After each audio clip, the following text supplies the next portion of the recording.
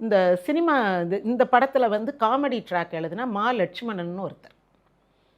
அவர் சொல்கிறாரு திருடாதேன்னு வைப்போம் அப்படின்றாரு. நல்லா இருக்குது. திருடன் பற்றிய படம், திருடாத அப்படின்னு சொல்கிறது வந்து ஒரு புத்தி சொல்கிற மாதிரி இருக்கும் அப்படின்ட்டு அந்த படத்துக்கு தலைப்பு வச்சனால ரூ. 500 கொடுக்குறாரு. ரூ. 500னா அன்னைக்கு வந்து ஒரு 10 பவுன் நகை வாங்கலாம். இன்றைக்கி 10 பவுன் நகை எவ்வளோன்னு பார்த்துக்கங்க. அவ்வளோ பெரிய தொகையை எம்ஜிஆர் கொடுக்குறாரு. அப்படி இந்த படத்தினுடைய கதை, வசனம் இதெல்லாம் எழுதி ஆரம்பிக்கிறாங்க. எடுத்த எடுப்புலேயே ஒரு நகைக்கடை திருட்டில் தான் அந்த கதை ஆரம்பிக்கும். அதை திருடி எம்ஜிஆர் ஓடி வரும்போது போலீஸ் வரட்டும். அப்போ ஒரு இருட்டில் வந்து ஒளிஞ்சு நிற்பாப்புல. அங்கே ஒரு பெரிய மெகா திருடே நிற்பான். அது யாருன்னா நம்பியார். நம்பியாருடைய ஒரிஜினல் முகம் கொஞ்சம் வெந்து போன முகமாக இருக்கும்.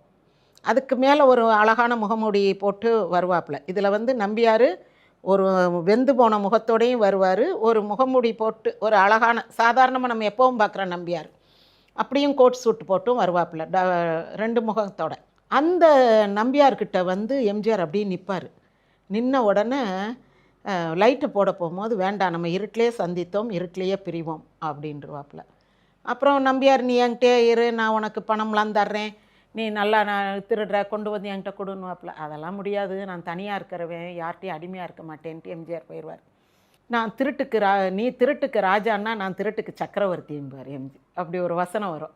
அந்த நம்பியார்கிட்ட இருக்கிறதையே பாக்கெட் அடிச்சிருவாப்புல.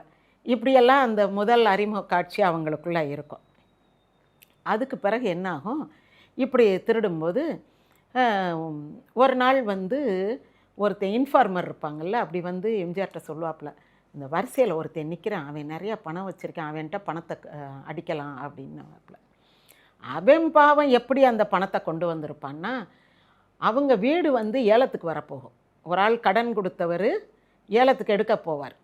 அப்போ அந்த அம்மாவும் தங்கச்சியும், தங்கச்சி தான் சரோஜாதேவி, அண்ணனுக்கு லெட்டர் எழுதியிருப்பாங்கப்பா, எப்படியாவது 3000 அனுப்பி விட்டுருப்பா, இந்த கடன்கார் வந்து வீட்டுக்கு ஆமீனா கொண்டு வந்து ஜாமான்லாம் தூக்கி வெளியே வச்சிருவேன்னு சொல்கிறாரு, தயவுசெய்து பணத்தை கொடுத்து விடுன்னு கடிதம் எழுதியிருப்பாங்க.